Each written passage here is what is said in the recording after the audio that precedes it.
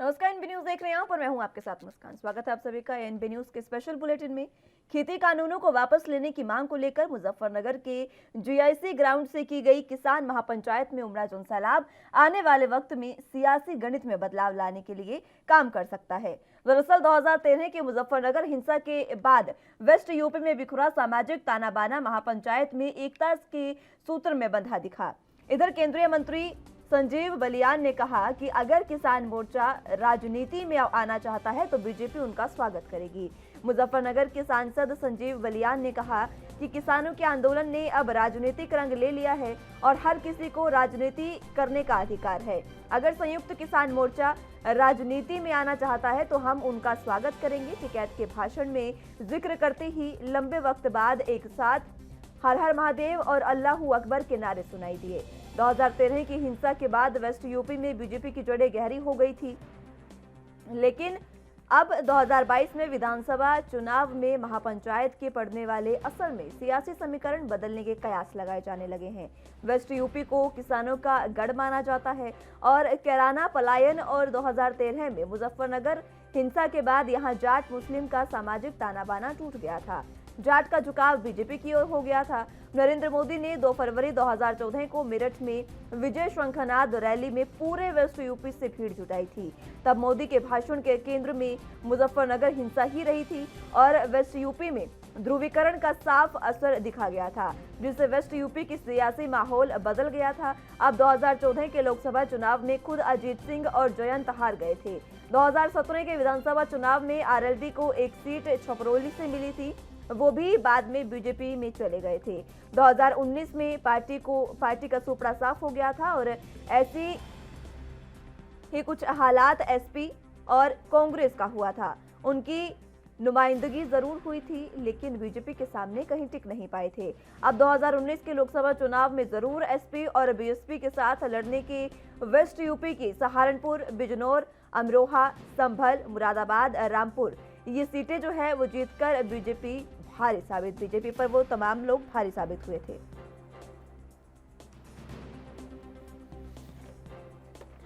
अब आपको बता दें कि किसान आंदोलन का भी इस पर असर पड़ता दिखाई दे रहा है। इस सब घटना के बाद किसान आंदोलन शुरू हो गया और इसका असर अब देखने लगा। जाट मुस्लिम की एकता दिखी। राकेश टिकैत ने इसका जिक्र करते हुए कहा कि महेंद्र सिंह टिकैत साहब के जमाने से एक साथ हर हर महादेव और अल्लाहू अकबर के नारे यहाँ लगते दिखे, अब भी लगते रहेंगे और ये प्रदेश भी हमारा है और ये जिले भी हमारे हैं। राकेश टिकैत ने हर हर महादेव और अल्लाहू अकबर के नारे मंच से लगाए। वाहेगुरु जी का खालसा वाहेगुरु जी की फतेह को भी संबोधन किया और उसके बाद महापंचायत में काफी देर तक हर हर महादेव और अल्लाहू अकबर के नारे गूंजते रहे। जानकार मान रहे हैं कि इसका सीधा असर वेस्ट यूपी की सियासत पर पड़ेगा। आपको बता दें कि वेस्ट यूपी में मुस्लिमों और जाटों और इसी के साथ किसानों की आबादी वेस्ट यूपी की मेरठ, सहारनपुर, मुरादाबाद, बरेली, आगरा और अलीगढ़ मंडल के 26 जिलों की 114 विधानसभा सीटों पर प्रभाव डालती है। जब वेस्ट यूपी में हिंदू और मुस्लिमों का गठजोड़ रहा है, तब बीजेपी की राह आसान नहीं रही है। फिलहाल किसानों में लगातार केंद्र सरकार के खिलाफ आक्रोश पनप रहा है और हरियाणा में इसी सप्ताह किसानों पर हुए लाठीचार्ज के बाद मुजफ्फरनगर के किसान महापंचायत में लोगों का गुस्सा दिखा। 2022 में यूपी में होने वाले विधानसभा चुनाव में अब लंबा समय नहीं है और यूपी के बाद उत्तराखंड, पंजाब और हरियाणा में भी चुनाव होंगे। ऐसे में महापंचायत संदेश यूपी समेत दूसरे राज्यों तक जाएगा। जो महापंचायत का संदेश है वो तमाम राज्यों तक जाएगा, लेकिन जिस तरीके से सियासी तानाबाना मुजफ्फरनगर में और पश्चिमी यूपी में बिखरा हुआ था, वो इस महापंचायत के बाद एकजुट दिखा, एकता के सूत्र में बंधा दिखा।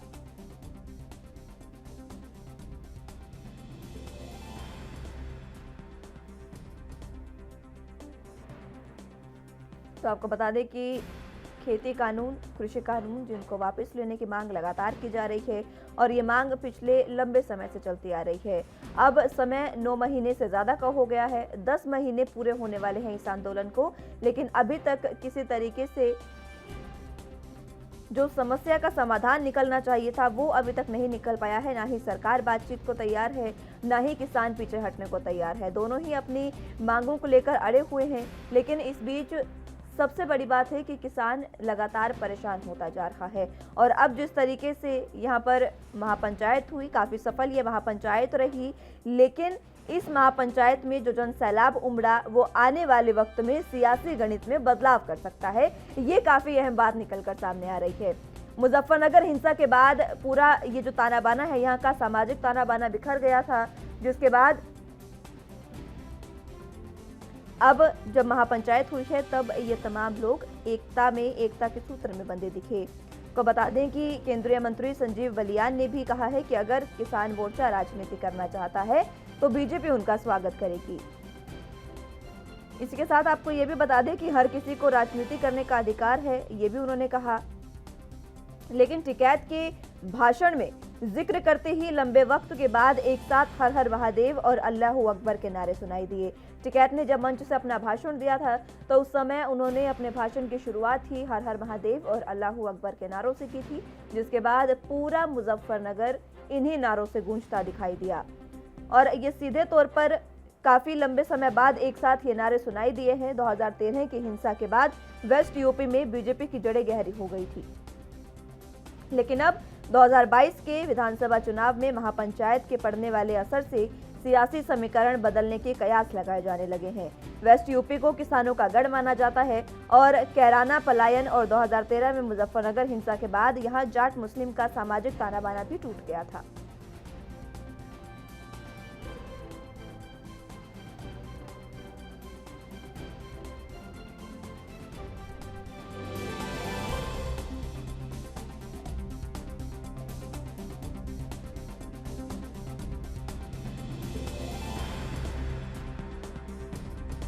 वापस लेने की लगातार किसान मांग कर रहे हैं, लेकिन इस बीच किसानों की मांग सरकार सुनने को तैयार नहीं है और सरकार लगातार अपनी मांगों पर अड़ी हुई है। सरकार अपनी जिद पर अड़ी है और किसान अपनी मांगों पर। इसी के साथ आपको बता दें कि कैराना पलायन और 2013 में मुजफ्फरनगर हिंसा के बाद मुजफ्फरनगर में जाट और मुस्लिम का सामाजिक ताना बाना पूरे तरीके से टूट गया था। जाट का झुकाव बीजेपी की तरफ पूरे तरीके से हो गया था और यही वजह है कि नरेंद्र मोदी ने 2 फरवरी 2014 को मेरठ में विजय शंखनाद रैली निकाली थी, जिसमें पूरे तरीके से वेस्ट यूपी से भीड़ जुटाई गई थी। उस समय प्रधानमंत्री नरेंद्र मोदी के भाषण में मुजफ्फरनगर हिंसा केंद्र रही थी और पूरे तरीके से इसी पर आधारित उनका भाषण भी सुनने में सामने आया था। वेस्ट यूपी में ध्रुवीकरण का साफ असर दिखा था, जिससे वेस्ट यूपी की सियासी माहौल बदल गया था। अब 2014 के लोकसभा चुनाव में खुद अजीत सिंह और जयंत हार गए थे, लेकिन इस तरीके से कल किसान महापंचायत देखने को मिली है। काफी अहम ये महापंचायत, आगामी रणनीति भी इसमें तैयार कर ली गई है। आगे 25 सितंबर जहां पर भारत बंद है उसकी रणनीति तैयार होगी।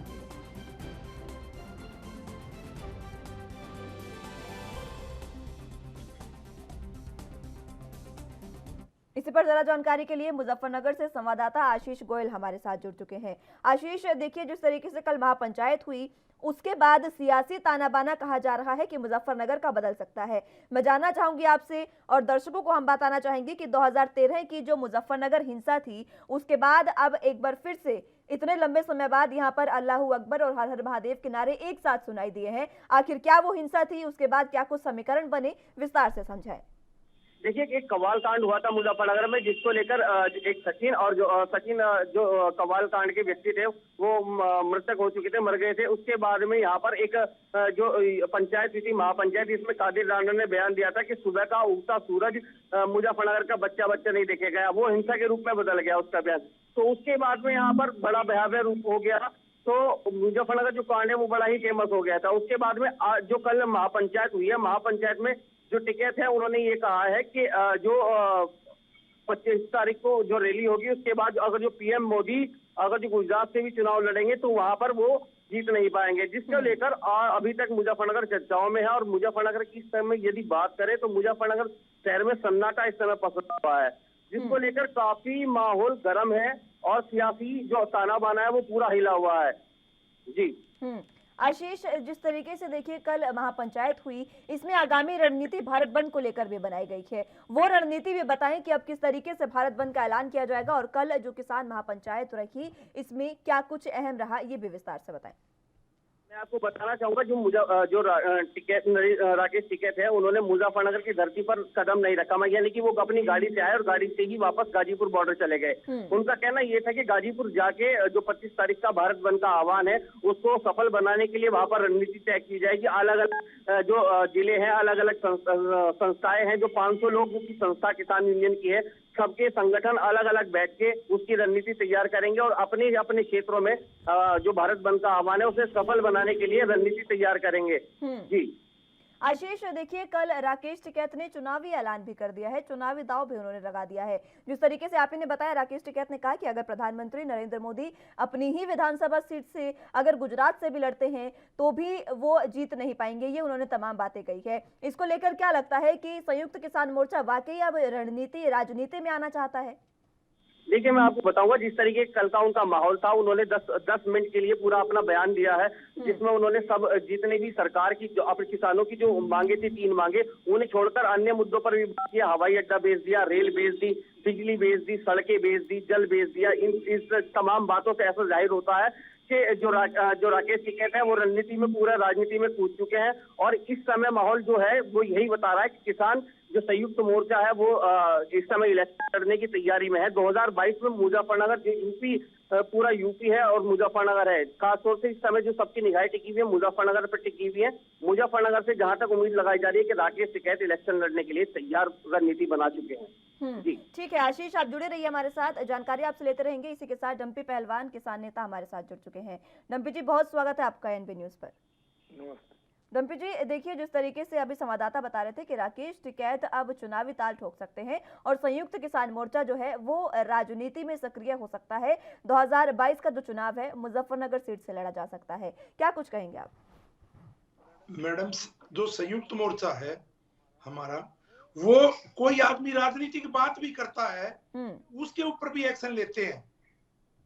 हमारा किसी प्रकार का कोई राजनीति करने का किसी का कोई विचार नहीं है। तब तक ये मोर्चा चलेगा, तब तक ये 3 काले कानून वापसी नहीं होते, तब तक ये धरने चल रहे, तब तक कोई आदमी राजनीति की बात भी नहीं करेगा, अन्यथा उसको मोर्चे में भी नहीं रखा जाएगा। ये आप अपने दिमाग से निकाल दो।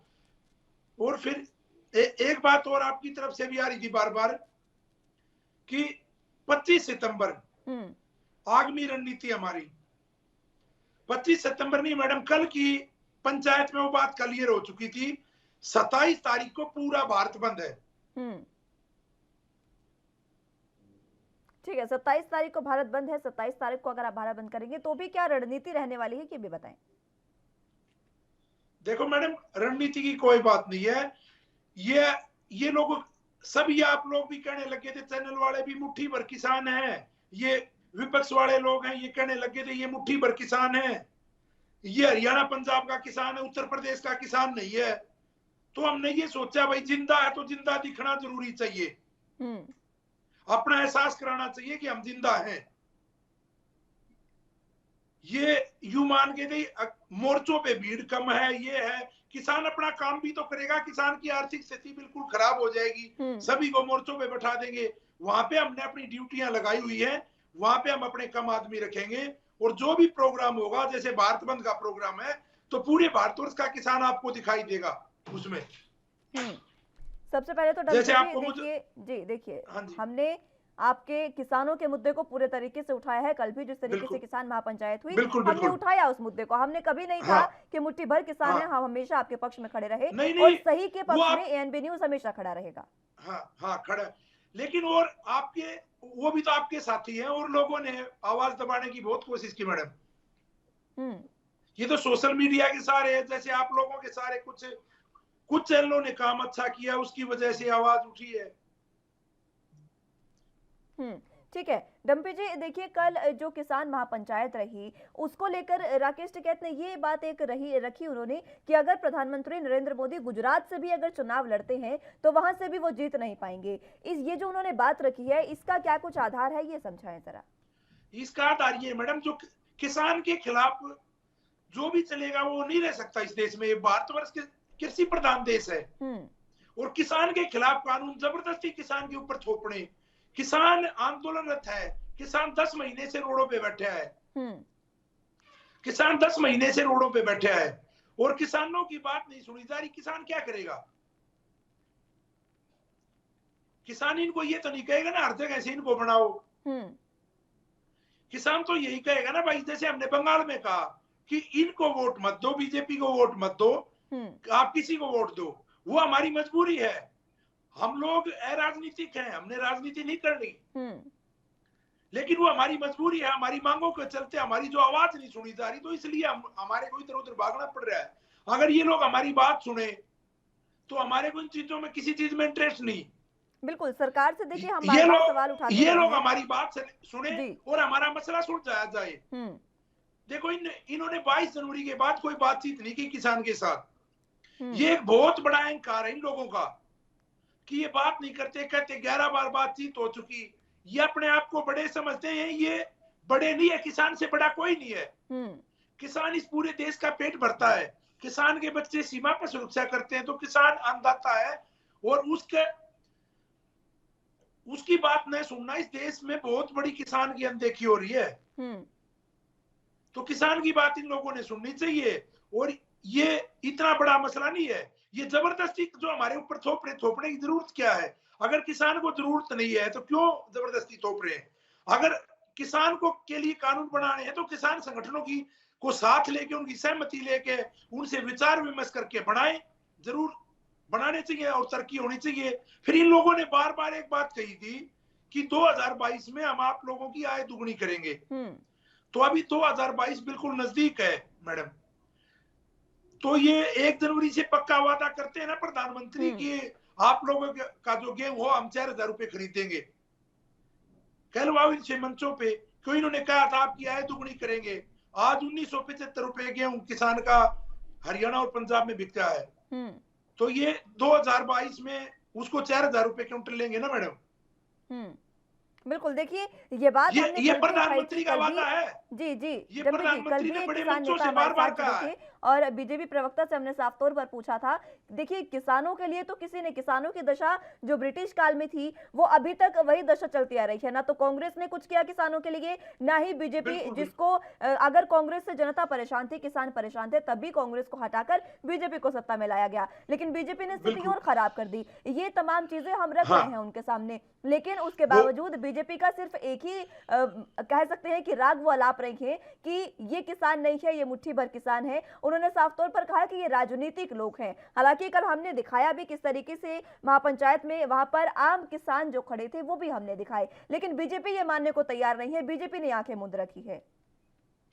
मैडम कल की आप इन लोगों को तस्वीर दिखाओ, एक ट्रैक्टर पर 10-10 आदमी बैठे, पुराने ट्रैक्टर, बिल्कुल 15-15, 20-20 साल पुराने ट्रैक्टर, बग्गी पे आदमी 30-30, 40-40 आदमी। और किसान, इतनी धूप थी कल, इतनी गर्मी थी, तो इतनी गर्मी में भी वहां, और नीचे वहां कीचड़ था क्योंकि वहां बारिश हुई थी मुजफ्फरनगर में एक दिन पहले। तो वहां भी किसान रुका रहा। वहां कोई उद्योगपति नहीं रुक सकता, ऐसे कोई नहीं बैठ सकता। एक एक ट्रैक्टर पे 20-20, 25-25 आदमी, बसों के अंदर, बसों की छतों पे, पंजाब तक का किसान यहाँ आया। और किसान अपनी समस्या को लेके इतनी जद्दोजहद चल रही है और किसान को कोई शौक नहीं है। अभी मैं आपको हरियाणा प्रदेश से आता हूं, मैं वहां यहाँ से बताऊंगा, गांव में लोगों ने पंचायत करके और 15-15 और 20-20 हजार में एक बस की है। ये अपने खून पसीने की गाड़ी कमाई से 100-100, 200-200 रुपए इकट्ठे करके तो बसें की है किसानों ने। बिल्कुल, क्योंकि यहाँ पे मुजफ्फरनगर का वहां से डिस्टेंस ज्यादा हो जाता है। राजस्थान से भी किसान आया, तमिलनाडु से भी डेलीगेशन आया यहाँ पे किसानों का, कर्नाटक से, केरला से, पूरे देश भर का किसान यहाँ पे आया। पूरे देश भर के किसान का समर्थन है। और आगे भी कोई भी मूवमेंट में कोई भी ऐसी बात आएगी तो पूरे देश भर में मूवमेंट होगा। किसान एकजुट है। इसी भूमि से 2013 में इन लोगों ने तोड़ने का काम किया था। यहाँ पे हिंदू मुस्लिम किया इन्होंने, हम लोगों ने जोड़ने का काम किया है। हम समाज को एकजुट करना चाहते हैं। और किसान की कोई जाति और धर्म नहीं होता। किसान की जाति तो किसान नहीं है, किसानी करने वाले सब किसान है, उसकी कोई जाति कोई धर्म नहीं होता। बिल्कुल पहलवान साहब, देखिए मैं एक चीज आपसे जानना चाहूंगी डम्पी जी, कल जिस तरीके से राकेश टिकैत जो है उन्होंने जो बात कही थी, एक नारा आप लोग दे रहे हैं, किसानों का हाँ एक जी, हाँ नारा जी। है कि जब तक हाँ, जब तक ये कानून वापसी नहीं तब तक घर वापसी नहीं, ये नारा है आपका। बिल्कुल, इसी के बिल्कुल, मद्देनजर बिल्कुल। जो कि राकेश टिकैत है उन्होंने खुद को एक तरीके से काला पानी की सजा दी। वो अपने घर तक गए, मुजफ्फरनगर के वो रहने वाले हैं, वहां तक गए, लेकिन ना तो उन्होंने धरती पर पैर रखा और ना ही अपने परिजनों से या घर वालों को किसी को देखा, घर गए। आखिर ऐसा क्यों किया गया? क्योंकि जब मुजफ्फरनगर में है तब तो वो वहां जा सकते हैं, महापंचायत है वहां पर। जैसे वो बाबा महेंद्र सिंह टिकैत भी तब आंदोलन करते थे। अगर वो दिल्ली चले गए तो वो घर पे उसी टाइम पे आते थे जिस टाइम से वहां से फतह होती थी। तो उन्होंने भी तब ये आंदोलन में गए, तो ये बात कह के गए थे कि भाई जिस दिन आएंगे तो आंदोलन को फतेह करके घर आएंगे, उससे पहले घर नहीं आएंगे। तो ये संयुक्त मोर्चे के द्वारा वो मुजफ्फरनगर की सीमा तक नहीं घुसे अब तक, क्योंकि हमने उत्तराखंड में पोंटा साहिब वगैरह जहां भी पंचायतें करी, हमने उत्तराखंड में पंचायत की, तो हम सहारनपुर के रास्ते से गए हैं। जी, ठीक है पहलवान साहब, ये बात तो ठीक है, लेकिन बीजेपी जो है वो लगातार एक ही बात कहती नजर आ रही है कि मुट्ठी भर किसान है। और हाँ, एक बात वो सबसे ऊपर रखती है कि किसान आज तक ये नहीं बता पाए हैं कि इन कृषि कानूनों में काला क्या है। ये बीजेपी मैडम का हमने कहना है। कल भी मैडम हमने एनडीटीवी पे बताया, वो पूछने लगी कि आप इसमें कोई कमी बताओ। एनडीटीवी बोल रहे हैं, इंडिया न्यूज पे। तो वो मैडम बोली आप कमी बताओ। जैसे ही ये लेकर आए कॉन्ट्रैक्ट फार्मिंग से हमारे किसान को बहुत भारी नुकसान हुआ, वो मैं आपको बताऊंगा। जैसे पंजाब में, अपने उत्तर प्रदेश में तो अभी नहीं आता, सबसे पहले पंजाब में लागू हुआ, तो इन लोगों ने पंजाब के किसान से आलू लगवाया, और तब किसान की फसल लेने की बारी आई तो ये लोग अपना एक झारना लेके आए जिसमें अच्छी क्वालिटी का मोटा जो आलू था वो झारने में ऊपर रह गया, बाकी 60 से 70% आलू नीचे निकल गया। वो आलू इन लोगों ने नहीं लिया। उस आलू को फिर किसान कहां लेके जाए? औने पौने दामों में मंडी में ऐसे ही भगाना पड़ता है। तो अब किसान के हाथ में क्वालिटी नहीं है, किसान के हाथ में ये नहीं है सारा आलू एक साइज का होगा। फिर दूसरी बात, अभी ये लोग हमारे से धान लगवाएंगे। हमने कॉन्ट्रैक्ट फार्मिंग मान लिया, चलो हम चले गए कॉन्ट्रैक्ट फार्मिंग में, हमने धान लगा लिया। ये लोग हमारे से क्वालिटी मांगेंगे। क्वालिटी किसान के हाथ में नहीं मैडम, मैं आपको बताना चाहता, क्वालिटी बहुत अच्छी भी हो जाए, क्वालिटी एक दिन की बारिश से, एक दिन की तेज हवा से क्वालिटी बिल्कुल खराब हो जाती है। ज्यादा गर्मी पड़ जाए तब क्वालिटी फसल की 2 दिन पकाई के टाइम पे, उस टाइम पे उसका असर पड़ जाता है। तो ये किसान के हाथ में क्वालिटी नहीं है। एक दिन फसल आने को और एक या 2 दिन तेज हवा चल गई तो उसकी क्वालिटी बारीक हो जाती है, उसकी क्वालिटी में दम नहीं रहता। फिर क्वालिटी कहां से लेके आएगा किसान? ये किसान के हाथ में नहीं है। हमने इसलिए इन लोगों को बार बार कहा हमारे को एमएसपी दो, हमारा 80% काम वहां से बन जाता है, क्योंकि हमारे को एमएसपी मिले तो हमारे को ये हो जाए भाई ये हमारी सिक्योरिटी है, इससे नीचे हमारा माल कहीं नहीं लुटेगा, कोई व्यापारी ठग नहीं पाएगा। ये लोग मत लो, हम नहीं कहते, ये लोग हमारी सारी फसल लो कि सरकार खरीदे, सरकार पे बोझ पड़े। हम ये करें कोई व्यापारी इससे नीचे खरीदे तो उस पर कानून कार्रवाई हो, इसको कानूनी अलजीनामा पहनाया जाए। और ये किसान खुद तय नहीं करता अपने भाव, ये भी गवर्नमेंट तय करती है। किसान ये नहीं कहता मैं मांग रहा हूं दाम दो, गवर्नमेंट तय करो और एमएसपी पे एक्ट बना दो। उसमें हमारा बहुत मामला सुलझता मैडम। एक और बात दूसरी बात बीजेपी द्वारा लगातार कही जा रही है। जी, एक और बात बीजेपी लगातार कह रही है, सुनिए एक और बात बीजेपी कह रही है, वो उनका कहना है कि अभी इस साल जो किसानों की खरीद हुई है फसलों की वो सबसे ज्यादा हुई है, और बतौर कागज वो दिखाते हैं कि कितनी ज्यादा खरीद हुई है। लेकिन मैं पूछना चाहती हूं कि जब जो किसान है वही सड़कों पर हैं तो आखिर खरीद कैसे इतनी ज्यादा हो गई? क्या वाकई आपको भी ये लगता है कि मात्र कागजों में ये खरीद हो सकती है? मैडम आप मेरी बात सुनो, इस हरियाणा और पंजाब में गेहूं और ये एमएसपी पे बिकता गेहूं और धान, और पूरे देश में नहीं बिकता। आप दिल्ली की मंडी में बेचोगे यहाँ नहीं बिकता एमएसपी पे, राजस्थान मध्य प्रदेश कहीं भी एमएसपी पे नहीं बिकता गेहूं वगैरह। उन लोगों के 200-250 रुपए कम बेचना पड़ता गेहूं, और बाजरे में हरियाणा पंजाब यहाँ पे 2021 का भाव है, तो मध्य प्रदेश राजस्थान में 1000 और 1100 1200 लास्ट 1300 रुपए तक का भाव है। तो एमएसपी पे कहां पे बिकता है अनाज? ये मान सकते हैं पहले से ज्यादा बिक गया, लेकिन कहां बिकता है? देश के थोड़े से हिस्से पे भी बिकता है। ये लोग बार बार प्रधानमंत्री जी ने मंचों से कहा एमएसपी थी है रहेगी, लेकिन इसमें केवल 60% किसान का अनाज ही खरीदा जाता है। 93% जो किसान बच गया उसका अनाज कहां जाएगा? उसको तो अपनी फसल उन्हें पुणे दामों में बेचनी पड़ती है। अभी पूरे देश भर में चावल सबसे ज्यादा लगाया जाता है, चाहे आप बात आंध्र प्रदेश की कहीं की भी करो, बंगाल की करो, कहीं की भी, उड़ीसा की करो, पूरे देश भर में लगाया जाता है। और अभी जैसे हरियाणा और पंजाब में एमएसपी तो यहाँ पे 1800 रुपए बिकता है, और पूरे देश भर में 900 रुपए दान बिकता है वो चावल। तो किसान को बहुत भारी भरकम नुकसान उठाना पड़ रहा है मैडम, 900 से 1000 रुपए बेचना पड़ता है। तो कहां पे है कोई ऐसी रिकॉर्ड तोड़ खरीद नहीं? हाँ, रिकॉर्ड ये खरीद क्यों करे? किसान का दाना दाना ले लो ये। ठीक है पहलवान साहब, मैं लौटूंगी आपके पास। हमारे साथ वंदना पोपली जी बीजेपी का पक्ष रखने के लिए जुड़ चुके हैं। बहुत स्वागत है वंदना जी आपका एनबी न्यूज पर। बहुत बहुत धन्यवाद। वंदना जी, देखिए राकेश टिकैत ने कल साफ कह दिया है कि अब अगर प्रधानमंत्री नरेंद्र मोदी गुजरात से भी अगर चुनाव लड़ते हैं तो वो किसी भी तरीके से वहां पर जीत नहीं पाएंगे। आप क्या समझते हैं इस चीज से? देखिए, मुझे लगता है कि ये जो कुछ आंदोलनकारी हैं उनका राजनीतिक चेहरा बिल्कुल सामने नजर आ गया है। कभी ये मिशन यूपी की बात करते हैं, कभी मिशन पंजाब की बात करते हैं, तो मुझे लगता है कि बहुत क्लियरली साफ समझ आ चुका है कि इनका जो एम है वो क्या है। किसान कभी इनके एजेंडे में रहा ही नहीं। इनके एजेंडे में हमेशा कहीं ना कहीं राजनीति रही। कुछ लोग जो अपने एरिया में इलेक्शन हार गए वो दूसरे एरिया में जाकर अपनी चादर दिखाने का काम करते थे। अभी मैं सुन पा रही थी कि वो एमएसपी पे कुछ कह रहे थे। मुझे लगता है कि आज ऐसा नहीं हुआ कि अचानक से ही जो 7% है वही एमएसपी पे बिक रही है। एमएसपी पे सरकार क्यों खरीदती है? एमएसपी पे सरकार इसलिए खरीदती है कि वो लोग जो गरीब तबके के हैं उनको सब्सिडाइज रेट पर जो है वो गेहूं, चावल और बाकी जो सामान है उनको दिया जा सके। लेकिन सारा सरकार नहीं खरीद सकती है। सरकार खरीद कर क्या करेगी? सरकार का काम व्यापार करना नहीं है। अगर कहीं पर कोई आपदा आ जाती है उसके लिए बफर स्टॉक रखना पड़ता है, या फिर जो गरीब तबके के लोग हैं उनको सब्सिडाइज रेट पर गेहूं, धान देना होता है तो उसके लिए खरीदती है। एमएसपी पर फसल खरीदना अच्छा सुझाव है, लेकिन इसके लिए ये सड़क पर नहीं बैठे थे।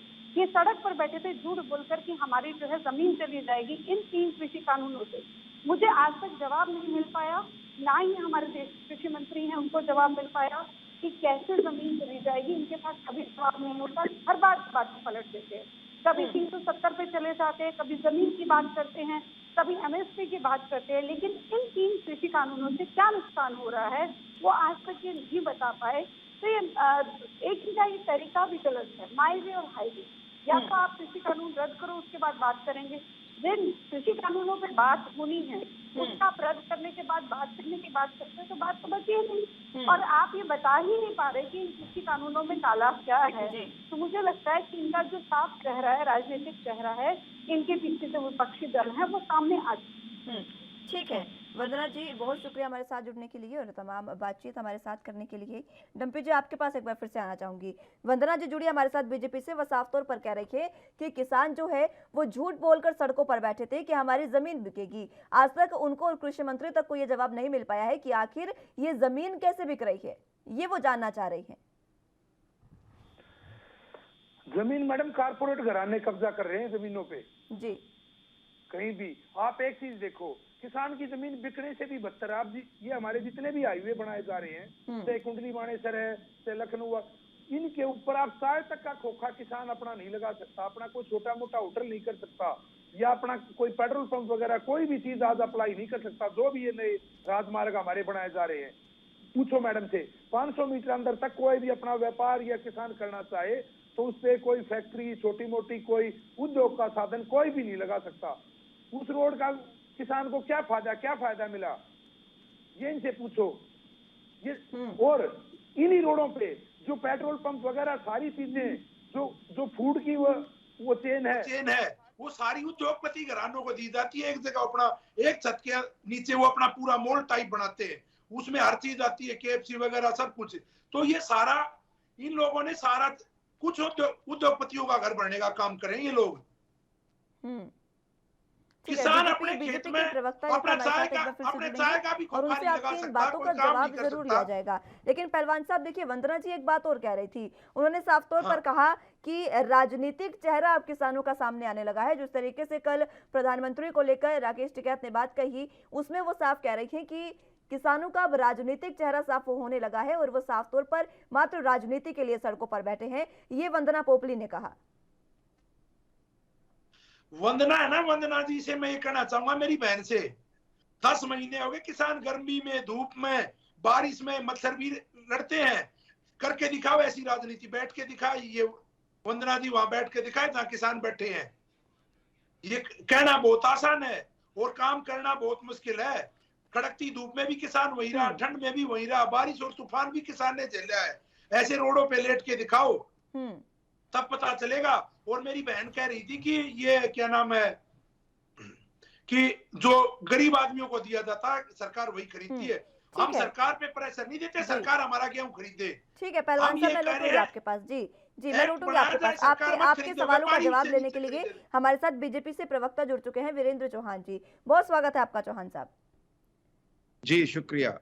चौहान साहब देखिए, जिस तरीके से कल प्रधानमंत्री नरेंद्र मोदी के लिए बात कही गई राकेश टिकैत द्वारा कि गुजरात में अगर वो चुनाव लड़ेंगे तो भी वो जीत नहीं पाएंगे। इसी पर हमारे साथ वंदना पोपली, आप ही की पार्टी से प्रवक्ता जुड़ी थी, उन्होंने ये बातें कही है कि किसानों का राजनीतिक चेहरा सामने आ गया है। लेकिन अब डंपी पहलवान जी हमारे साथ किसान नेता मौजूद है, वो आपसे पूछना चाह रहे हैं कि किसानों ने तो पहले ही साफ मना कर दिया है कि वो राजनीति में कदम ही नहीं रखेंगे, और अभी हमारे मंच के माध्यम से भी उन्होंने ये बात साफ की है कि अगर कोई संयुक्त किसान मोर्चा या किसानों के जो संगठन है उसमें से कोई चुनावी रणनीति करने जाता है तो उसको संगठन में भी नहीं रखा जाएगा। ये उन्होंने बात कही है। देखिए, कुछ चीजें आंदोलनकारियों द्वारा या उनके बीच में जो आंदोलनजीवी हैं उन्होंने पहले दिन से आज तक गुमराह मोड में रखी हैं।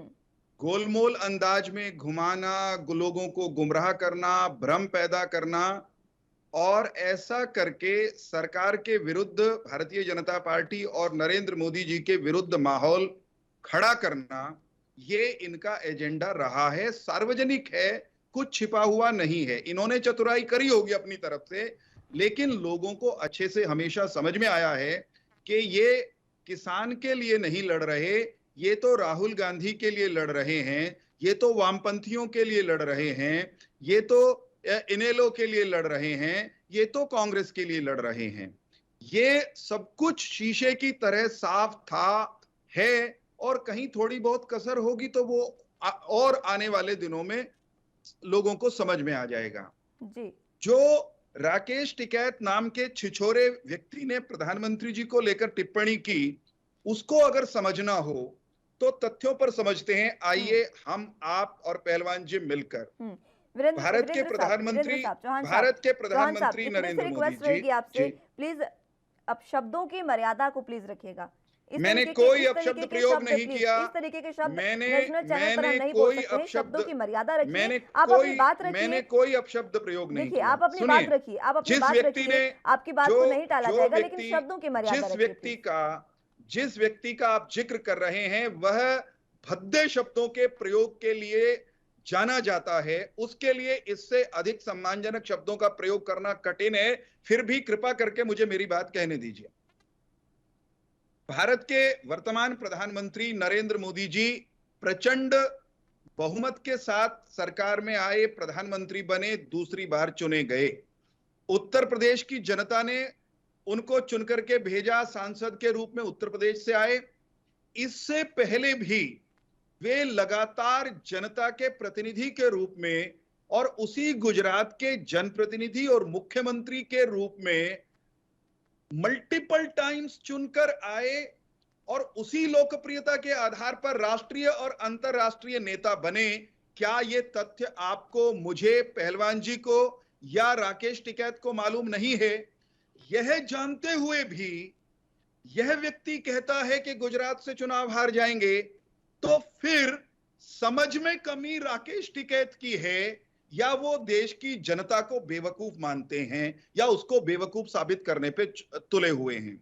मैं ये मानता हूं कि ऐसे व्यक्ति की औकात को नापने का एक तरीका, मेरे प्रधानमंत्री की औकात, उनकी हैसियत, उनके प्रति जन समर्थन, जनता का प्रेम आंका जा सकता है उनके द्वारा लड़े गए, जीते गए, लगातार जीते गए चुनावों के द्वारा। राकेश टिकैत की हैसियत, औकात राजनीति में क्या है, उनके द्वारा लड़े गए चुनावों के आंकड़े देख लीजिए। कब कब लड़े, कब 2000 वोट आई, कब 5000 वोट आई, कब बुरी तरह नकार दिए गए, कब जमानत जब्त हो गई, ये सब चीजें रिकॉर्ड पर हैं। उसके बावजूद अनाप शनाप कोई व्यक्ति बोलता है और मीडिया उस पर चर्चा करना शुरू कर देता है, तो स्पष्ट होता है कि यहां हल्के लोगों पर बड़ी बड़ी बातें, बड़ी बड़ी चर्चाएं होने की परंपरा शुरू हो गई है। राकेश टिकैत, उनकी राजनीतिक हैसियत है क्या प्रधानमंत्री जी के मुकाबले? योगी जी महाराज, योगी आदित्यनाथ जी के सामने? तो फिर वो इस तरह की बातें करते हैं और हम उस पर चर्चा करते हैं। क्या ये डिस्प्रोपोर्शनेट नहीं है? क्या राकेश टिकैत की अपनी हैसियत से अधिक स्पेस देने वाली बात नहीं है उनको? ठीक है चौहान साहब, देखिए अगर दुनिया में कोई मुद्दा होगा, देश में कोई मुद्दा होगा तो उसको उठाया जाएगा। और अगर उन्होंने ये बात कही है किसान महापंचायत हुई है, नहीं सुनिए, अगर चौहान साहब देखिए, चौहान साहब सुनिए, अगर महापंचायत हुई है तो ये मुद्दा उठाया जाएगा। और उन्होंने प्रधानमंत्री के लिए ये बात बोली, आप ही के लिए फायदा है, आप अपनी बात इसमें रख सकते हैं। क्या गलत हुआ ये मुद्दा भी उठाया गया? तो नहीं, किस चीज पर चर्चा करनी है, किस बात को कितनी गंभीरता से लिया जाना चाहिए, मैं समझता हूं। मेरा भी थोड़ा सा मीडिया का अनुभव है, मीडिया का अध्यापक रहा हूं वर्षों तक और मीडिया का प्रैक्टिशनर भी रहा हूं। लेकिन हम एक ऐसे व्यक्ति के जिसने चुनाव लड़ा तो कहीं नहीं दिखा, उसकी टिप्पणी को चर्चा का आधार न बना, ये मेरा निवेदन है। बाकी आपका अधिकार है। देखिए दूसरी बात, ठीक है मैं लौटूंगी। पहलवान साहब कुछ कहना चाह रहे हैं, मैं लौटूंगी आपके पास। पहलवान साहब कुछ कहना चाह रहे हैं। और उससे पहले मैं आपको ये भी बताना चाहूंगी, आपने कहा कि अधिकार है हमारा, तो अधिकार तो देखिए है ही, और किस मुद्दे पर डिबेट करनी चाहिए और ये भी हम ही डिसाइड करेंगे कि किस मुद्दे पर डिबेट करनी चाहिए। मैंने तो मना नहीं किया, मैंने मना नहीं किया, लेकिन जिस चीज पर आप चर्चा करोगे उस पर टिप्पणी करने का मेरा अधिकार आपके बराबर का है। देश में ये मुद्दा चल रहा है, किसान महापंचायत हो रही है, किसान सड़कों पर बैठे हैं, तो उस पर तो हम बातचीत करेंगे ही, उस पर तो बातचीत करनी पड़ेगी। रोका नहीं, क्या मैंने मना किया? ठीक है, मैं लौटूंगी आपके पास। पहलवान साहब, इनको, मेरे भाई जो चौहान साहब, इनको एक्सपीरियंस क्या गलत बोल के पॉपुलर होने का? क्या ये गलत बोल के किसानों को गलत बोल के पॉपुलर होना चाहते हैं? यहाँ पे जो किसान आया था वो कौन था भाई? इनसे पूछो। ये सब किसान आया था यहाँ पे, मुजफ्फरनगर की धरती पे पूरा किसान था। जो ट्रैक्टरों में 20-20, 25-25, 30-30 एक ट्रैक्टर में बैठ के आदमी आया, वो कौन था? यहाँ पार्टी का गुणगान करने की बात नहीं है। पार्टी में कोई ज्यादा फर्क नहीं होता, चाहे कांग्रेस हो, चाहे सपा हो, बसपा हो, कोई भी पार्टियों में कोई ज्यादा फर्क नहीं होता, चाहे बीजेपी हो। हमारा किसी पार्टी से किसी प्रकार का कोई मोह नहीं है। हम बैठे अपनी मांगों को लेके बैठे हैं। हमारे को अपने 3 काले कानून वापसी पे बैठे हैं, हम एमएसपी पे एक्ट बनवाने के लिए बैठे हैं। हमारी लड़ाई सिस्टम के खिलाफ है। हम इनका गुणगान सुनने के लिए या नहीं आए हम, और इनको भी शर्म आनी चाहिए। भी बेतु की बातें सुनने के लिए खाते होंगे ना, ये सुबह जो रोटी खाते हो किसान की, वो किसान की मेहनत से आती है। जो सुबह ये खाना खा के अभी बैठे हो, किसान की खून पसीने की कमाई, किसान की मेहनत से ये पूरा देश, किसान जो अनुगाता वही खाता है। किसान से बात करने के लिए अपने शब्दों का चयन करें। मेरे भाई से मेरी हाथ जोड़ के रिक्वेस्ट है, किसी को गंदा बोल के आदमी पॉपुलर नहीं हो सकता। आपको ये गलत फहमी है। जितना छोटा आदमी होगा उतना गलत बोलेगा, उतना गंदा बोलेगा। जितना छोटा आदमी होगा वो उसके छोटेपन को दर्शाता है, उसका अहंकार, उसकी बातें। ठीक है किसान के बारे में इस तरह के शब्दों का प्रयोग ना करें, पहले तो माफी मांगे। पहलवान जी, प्रार्थना मेरे भाई से, हम ऊपर जाना, संयम रखें, अच्छी बातें रखें, समाज को अच्छा संदेश दें। या पार्टी का गुणगान करने की जरूरत नहीं, हमारे को किसी पार्टी में हमारा वो नहीं है।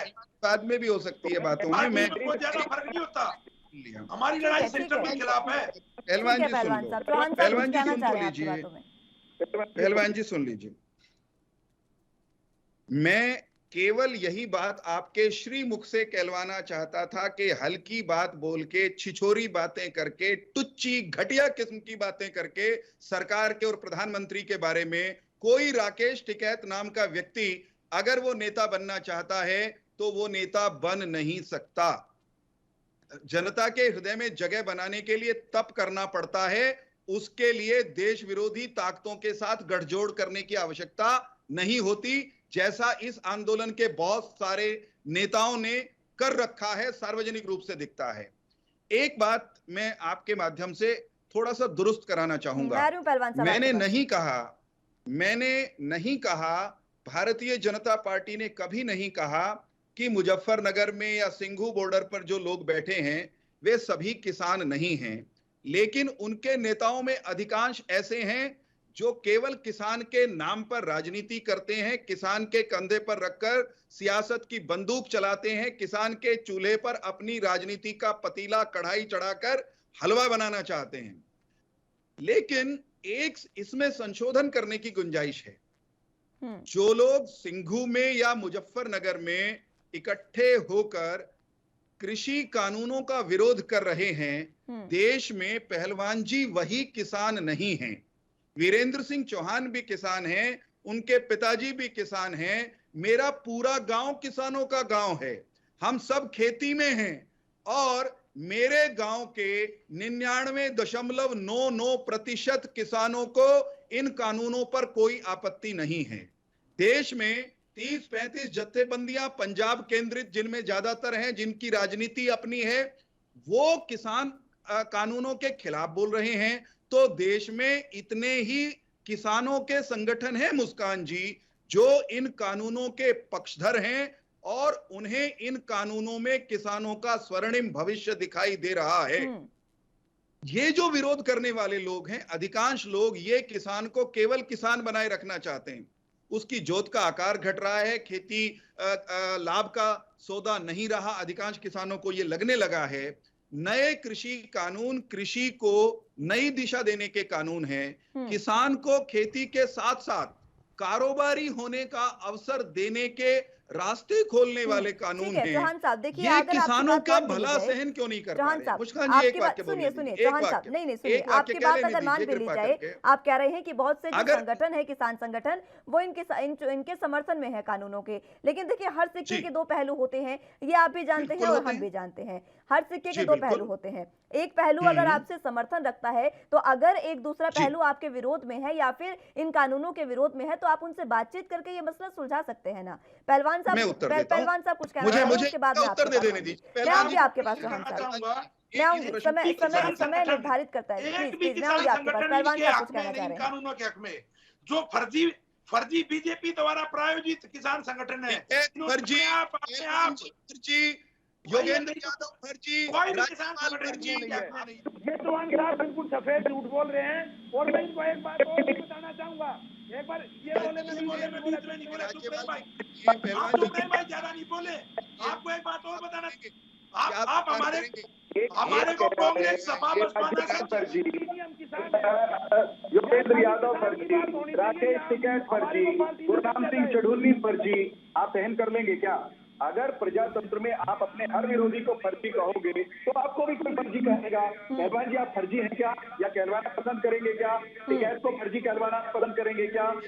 योगेंद्र यादव राज्यपाल को फर्जी कहलवाना पसंद करेंगे क्या? पहलवान साहब, मतभेद है हमारे और आपसे भी रिक्वेस्ट है, मतभेद है।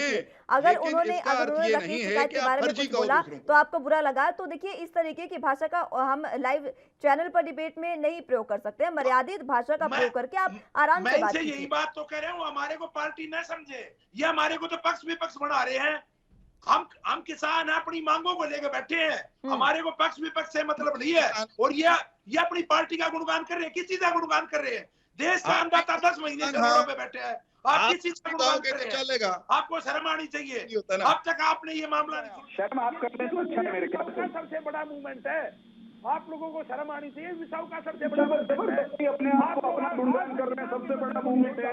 अरे खालिस्तानियों के समर्थन से आप आंदोलन चलाते हो, नक्सलवादियों के समर्थन से टुकड़े टुकड़े गैंग को आप अपने आंदोलन के समर्थन के लिए आप करते हो। चौहान साहब अगर ऐसी बातें हैं तो फिर अभी तक इस पर कार्रवाई ही क्यों नहीं हुई? अगर आप बार बार कहते हैं कि खालिस्तानियों के समर्थन में, खालिस्तानियों की फंडिंग पर वो इस तरीके की आंदोलन चला रहे हैं, तो आप क्यों कार्रवाई नहीं करते हैं इस पर? क्या वो लोग जो आंदोलन के समर्थन में सार्वजनिक रूप से सोशल मीडिया पर रोज दिखाई देते हैं, क्या वे खालिस्तान के समर्थन में नहीं बोल रहे? इसका प्रमाण चाहिए क्या? सवाल ये है कि प्रजातंत्र में अभिव्यक्ति की आजादी का नाजायज फायदा उठाकर ये कुछ भी कहकर बच निकलना चाहते हैं और हमको ज्ञान देना चाहते हैं कि हम भाषा की मर्यादा भी रखें। मतलब ये अनुशासनहीनता करेंगे, गुंडागर्दी करेंगे।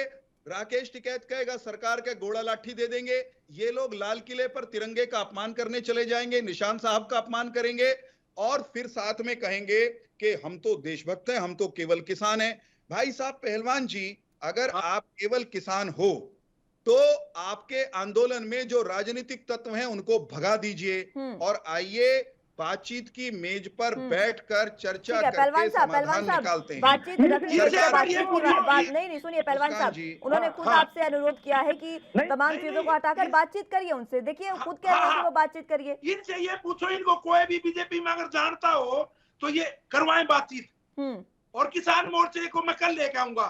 अगर इनको कोई एक आध आदमी को छोटा मोटा कोई जानता हो, किसान मोर्चे की जिम्मेवारी मैं लेता हूँ। हमने स्पेशल पत्र लिख के दिया है, ये स्पेशल तनख्वाह के आदमी बैठे हैं, ये बीजेपी की बात होते हैं। इनको किसान से कोई मतलब नहीं, ये स्पेशल अपना प्रमोशन चाहते हैं। किसान को गलत बोल के ये अपना बीजेपी में प्रमोशन चाहते हैं, ये टिकट लेना चाहते हैं। हम बात करना चाहते हैं, हमारी बात कराओ, हम कराना चाहते हैं। हम बात करना चाहते हैं, हमने पत्र लिखा है, आपकी राजनीतिक मोर्चे ने पत्र लिखा है और मोर्चे की हमारी जिम्मेवारी, मोर्चा बात करना चाहता है। एक ही बात बार-बार दोहरा ठीक है पहलवान साहब चौहान साहब, ये बातों में ज्यादा मसाला लगाने की जरूरत नहीं है। किसान बात करने के लिए तैयार है। ये लोगों को, ठीक है पहलवान जी आप ही की बातों को रख रही हूँ, पहलवान जी आप ही की बातों को रखूंगी। चौहान साहब एक सवाल, ठीक है आप कह रहे हैं कि जो राकेश टिकैत हैं वो चुनावी एजेंडा चला रहे हैं, आप राकेश टिकैत को साइड कर दीजिए, बाकी के जो किसान हैं आप उनसे तो बातचीत करें, उनसे तो बेशर्त बातचीत कर सकते हैं। अगर किसान ये चाह रहे हैं कि उनसे बातचीत करके समाधान हो तो फिर बातचीत क्यों नहीं हो रही है? अगर आप एक राकेश टिकैत से आपको दिक्कत है, आप एक समय के लिए उनको साइड रख दें, बाकी तो किसान है ना। देखिए समझने की बात यह है कि सरकार पहले दिन से बात करने के लिए तैयार रही है। अगर नहीं रही होती तो 11 दौर की बातचीत इन आंदोलनकारियों के नेताओं से, जत्थेबंदियों के नेताओं से नहीं होती। अगर सरकार संवाद से समाधान नहीं चाहती होती और सरकार सॉल्यूशन के पक्ष में नहीं होती, बातचीत के पक्ष में नहीं होती, तो सरकार किसान जत्थेबंदियों द्वारा कानूनों में निकाली गई खामियों को दुरुस्त करने के लिए, उनकी शंकाओं को निपटाने के लिए लिखित में प्रस्ताव नहीं देती। सरकार ने इनके द्वारा उठाए गए सवालों को, क्योंकि आंदोलन कर रहे हैं, क्योंकि प्रजातंत्र है, क्योंकि इनकी भी सुनी जानी चाहिए, इनकी सुनी और इनके द्वारा उठाई जा रही शंकाओं को, जो कि अधिकांश निराधार थी, उनको भी दूर करने के लिए लिखित में प्रस्ताव दिए या नहीं दिए, ये बता दीजिए। सरकार ने लिखित प्रस्ताव दिए, अनेक दौर की बातचीत की, लेकिन कुछ लोग इस देश में फैसले प्रजातांत्रिक ढंग से करने के बजाय हमारे पहलवान साहब की तरह पहलवानी से करना चाहते हैं। देश प्रजातंत्र है, जनता के मत जनादेश के हिसाब से, संसदीय प्रणाली से, संविधान से चलेगा। पहलवान जी की धक्काशाही से नहीं चल सकता, टिकैत की घोड़ा लाठी से नहीं चल सकता। करनाल में या घरोंडा में किसान आंदोलन के नाम पर किसान के कंधे पर राजनीतिक किसान तत्वों द्वारा की गई गुंडागर्दी वो निर्णय और समाधान का मार्ग तय नहीं कर सकती, वो देश के चलाने का तरीका नहीं है। मैं एक सवाल पूछना चाहता हूं पहलवान साहब से, इनको आंदोलन का हक चाहिए, इनको है, संविधान ने दिया है, मैं कोई नहीं होता देने वाला, लेकिन पहलवान साहब भारत में राजनीतिक दल के रूप में काम करने का संवैधानिक अधिकार मेरा, मेरी पार्टी का, मेरे मुख्यमंत्री का भी है, प्रधानमंत्री जी का भी है। आप लोग अपनी सारी कहना चाहते हो, अपने मन की सारी करवाना चाहते हो, लेकिन प्रजातांत्रिक ढंग से काम करने वाली सरकार के कार्यक्रमों में खलल डालने, बैरिकेड तोड़ने, हिंसा करने, टेंट उखाड़ने और तो और गाली गलौज की भाषा का इस्तेमाल करने चले आते हैं। तो पहले अपना आचरण शुद्ध कर लीजिए। अल्लाह अकबर का नारा लगाकर मुजफ्फरनगर के मैदान से ये कौन सी किसान राजनीति हो रही है, जरा बताएं पहलवान साहब। वहां पर हर महादेव के नारे भी लगे। ठीक है चौहान साहब, आपके सवाल का जवाब उस मंच से क्या बनता है? आप लोगों ने पूरे आपके सवाल का जवाब ले लेते हैं चौहान साहब। वहां पर दोनों ही नारे लोगों ने लगे। पूरे देश को जलाने का काम किया है। आप लोगों ने गुजरात में हिंदू मुस्लिम किया, आप लोगों ने गुजरात में कत्लेआम किया, आप लोगों ने मुजफ्फरनगर में दंगे छुड़वाए। हम लोग तोड़ने का काम करेंगे, आप लोग तोड़ने का काम करते हैं, हम लोग तोड़ने का काम करते हैं, आप लोग तोड़ने का काम करते हैं। आपने हरियाणा प्रदेश जलाया, आपने बार-बार हरियाणा प्रदेश को जलाया, आपने साथियों ने बांटा। हम जोड़ने का काम करेंगे, आप लोग तोड़ने का काम करते हैं। आपने मुजफ्फरनगर दंगे छुड़वाए। तालिबान के हवाले नहीं किया जा सकता और किसान आंदोलन आपने मुजफ्फरनगर दंगे छुड़वाए, आपने गुजरात में दंगे किए, आप लोगों ने गुजरात में दंगे कराए, आप लोगों ने हरियाणा प्रदेश में हमारी कतर सरकार ने हम नहीं चलने देंगे। आपने जात बरादरियों में आपने दंगे करवाए। तालिबानी बोली, आपकी तालिबानी शैली, आपका तालिबानी अंदाज, आपका अल्लाह अकबर, ये तालिबानी नारा नहीं चलेगा भारत में। आपकी भाषा किसान में की है, आप अपना प्रमोशन नहीं चाहते चल हैं। सकता, ध्यान आप रखिए। बीजेपी में किसान इस को नारे बोल को के अपना लगा प्रमोशन करके चाहते हैं। आतंकी इस देश के खिलाफ आप खड़े वहाँ होते टिकट हैं। पाना चाहते हैं। इस नारे को लगाकर इस पहलवान देश साहब और पर चौहान साहब, आक्रांताओं ने चौहान साहब, हमला किया, चौहान जिस साहब नारे और के पहलवान सहारे साहब। इस देखिए, देश इस को तरीके से नुकसान नारे लगाना कौन सी गलत बात है? पहलवान साहब, महादेव चौहान अल्लाह साहब, अगर अकबर इसी तरीके से है। हम क्या तू गलत तू है? मैं में ही लगे मुसलमान रहे तो भाई इस भी आप डिबेट साथ का हैं। मकसद ही क्या रहेगा? आज सिख भाई हमें भी हम बातचीत सच किसानों काल से भी करनी बोलते है। हैं। और आपके देखिए, पेट किसान में इतने क्यों लंबे दर्द समय होता से है? बैठे हैं तो उनको हमारा भी घर भाईचारा जाना है इकट्ठा चौहान होता साहब। था, आपके पेट में क्यों दर्द होता है? मुद्दा ये है किसान कि की बात जाति एक धर्म बार नहीं होता, वार्ता का दौर किस किसान की तरीके से जाति शुरू धर्म हो नहीं सकता होता है, कोई भी। हमें इस पर बातचीत करने की सब जरूरत किसान है। है, अल्लाह अकबर को मानने वाले भी किसान है, वो भी इस देश के नागरिक हैं। सत श्री अकाल बोलने वाले भी इस देश के नागरिक हैं, वो भी किसान है, वो भी भाई है। हर हर महादेव वाले भी इस देश के हैं, नागरिक हैं। आप लोग इस देश में दंगे चाहते हो, लेकिन हम आप लोग तोड़ने का काम करो, हम जोड़ने का काम करेंगे। पहलवान जी सुनो, हम जोड़ने का काम करेंगे, हम भाईचारे को एकता का संदेश देंगे। आप लोग तोड़ने का काम करो। पहलवान साहब, कुछ आपकी पूछना चाह रहे सियासी हैं आपसे पार्टियों का चौहान काम साहब। है। पहलवान साहब, चौहान साहब हम कुछ पूछना चाह सामाजिक रहे हैं। लोग हैं, हम अराजनीतिक लोग हैं। पहलवान जी, आप अपने काम को करते रहो, आप तोड़ते रहो, हम जोड़ते रहेंगे।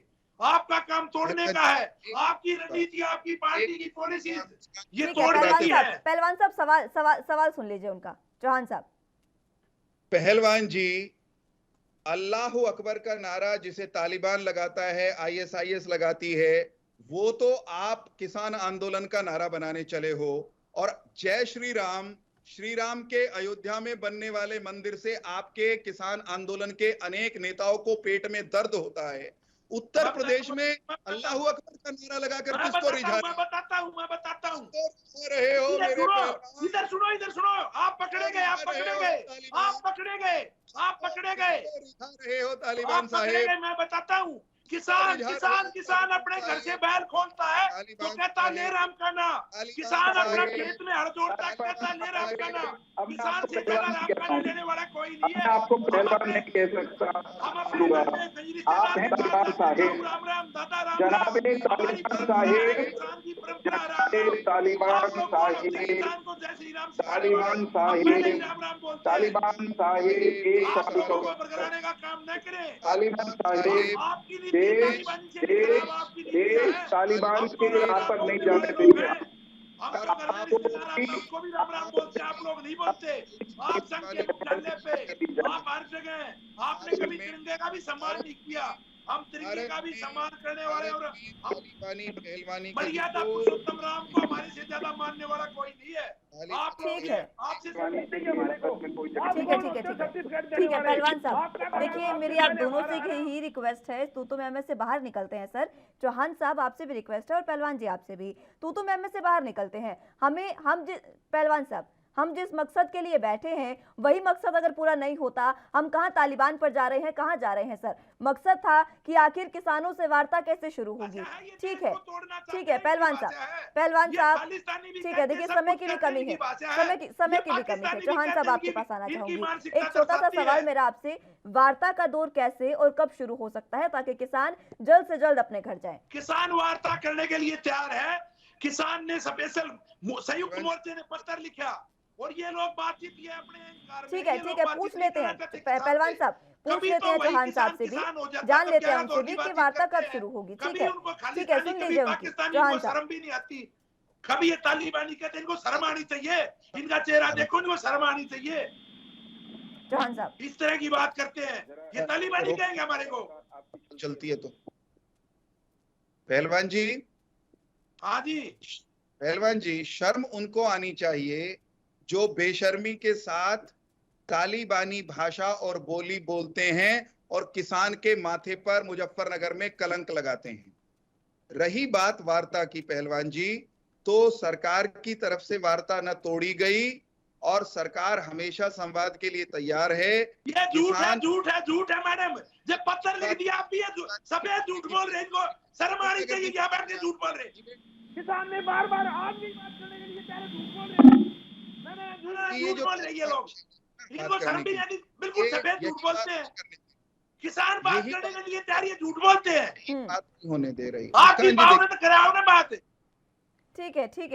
ठीक है, इस तूतु में वैसे बाहर निकलते हैं सर। बहुत हुआ पहलवान साहब, चौहान साहब, देखिए समय नहीं बहुत हुआ।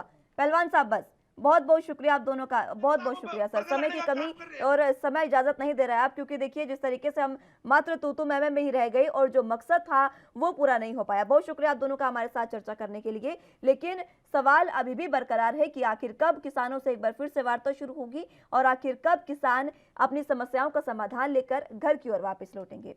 फिलहाल के लिए मेरे साथ बस इतना ही। आप जुड़े रहिए एनबी न्यूज के साथ। नमस्कार।